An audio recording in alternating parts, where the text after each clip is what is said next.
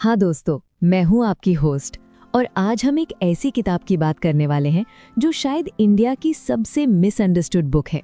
इसका नाम सुनते ही लोग दो कैंप्स में बंट जाते हैं। एक साइड वाले कहते हैं ये ऑपरेशन का मैनुअल है और दूसरी साइड वाले कहते हैं ये सनातन धर्म का क्राउन ज्वेल है। तो सच क्या है? मैं खुद बहुत क्यूरियस थी। मैंने ये बुक उठाई और जो समझा वो आज मैं आपके साथ शेयर करने वाली हूँ, बिना किसी बाइस के, सीधा और साफ। तो कंफर्टेबल हो जाइए, ईयरफोन्स लगाइए और चलिए शुरू करते हैं। मनुस्मृति की असली कहानी। बात है बहुत बहुत पहले की, जब ये पूरा ब्रह्मांड सिर्फ अंधेरे में डूबा हुआ था। ना रोशनी, ना आवाज, ना कुछ भी। तब स्वयंभू परमात्मा यानी वो शक्ति जो खुद से प्रकट होती है, जगी। उन्होंने एक बीज से एक सुवर्ण अंडा बनाया, एक सुनहरा अंडा, और उस अंडे से प्रकट हुए ब्रह्मा जी। ब्रह्मा जी ने अपने मन, अहंकार और पंच तत्वों यानी पृथ्वी, जल, अग्नि, वायु, आकाश से इस पूरी सृष्टि को डिजाइन किया और फिर उन्होंने मनु को बनाया, मनुष्य जाति का पहला पिता। और मनु ने अपने अनुभव, अपनी साधना और ब्रह्मा जी के ज्ञान से एक धर्मशास्त्र लिखा। यहीं से शुरू होती है मनुस्मृति। अब आते हैं उस हिस्से पर जो सबसे ज्यादा डिबेट का कारण बनता है, वर्ण व्यवस्था। मनुस्मृति कहती है कि ब्रह्मा जी ने समाज को चलाने के लिए 4 वर्णों की रचना की। ब्राह्मण ब्रह्मा के मुख से यानी ज्ञान और शिक्षा के लिए, क्षत्रिय बाहों से यानी रक्षा और न्याय के लिए, वैश्य जांघों से यानी व्यापार और कृषि के लिए, शूद्र चरणों से यानी सेवा और शिल्प के लिए। अब यहाँ एक बहुत इंपॉर्टेंट चीज है जो लोग मिस कर देते हैं। बुक में कहा गया है कि ये व्यवस्था गुण, कर्म और योग्यता पर बेस थी, काम पर, आदत पर, स्वभाव पर। एक इंसान जो ब्राह्मण घर में पैदा हुआ लेकिन ज्ञान से दूर रहा, वो टेक्निकली शूद्र के बराबर था, और एक शूद्र जो ज्ञान, धैर्य और सदाचार से जीता था, वो ब्राह्मण के बराबर था। ये शुद्ध जन्म आधारित सिस्टम नहीं था, ये एक ऑक्यूपेशनल फ्रेमवर्क था। अब ये बाद में कितना डिस्टॉर्ट हुआ, वो एक अलग और दर्दनाक कहानी है, लेकिन ओरिजिनल टेक्स्ट में ये फ्लेक्सिबिलिटी थी।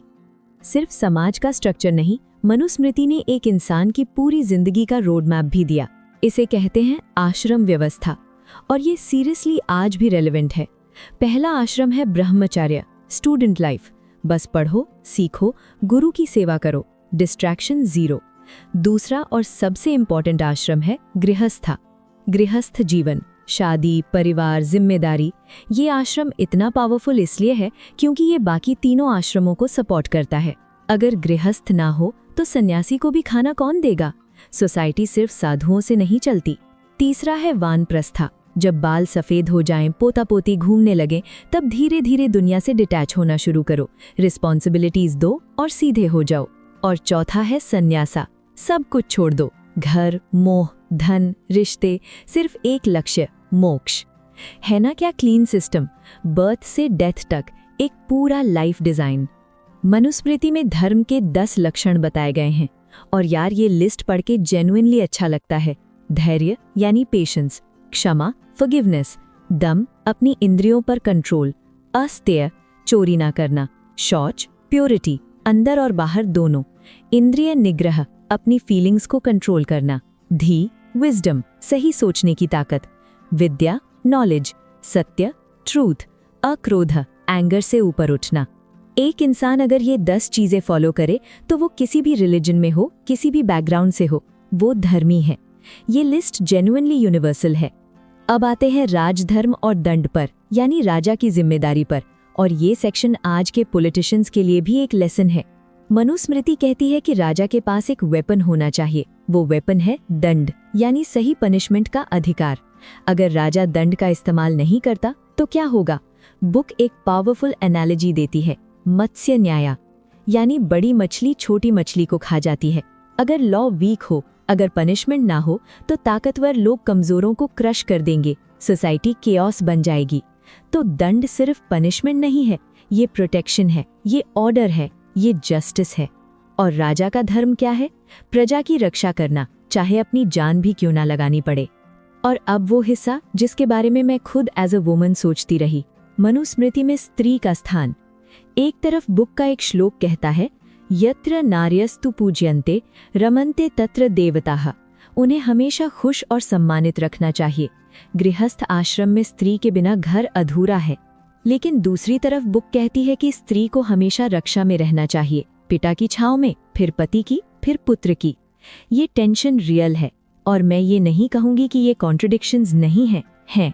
हिस्टोरिकल कॉन्टेक्स्ट में ये प्रोटेक्शन की नीयत से लिखा गया होगा, लेकिन इसका इस्तेमाल सदियों तक कंट्रोल के लिए भी हुआ। ये बुक एक परफेक्ट टेक्स्ट नहीं है, ये एक ह्यूमन डॉक्यूमेंट है।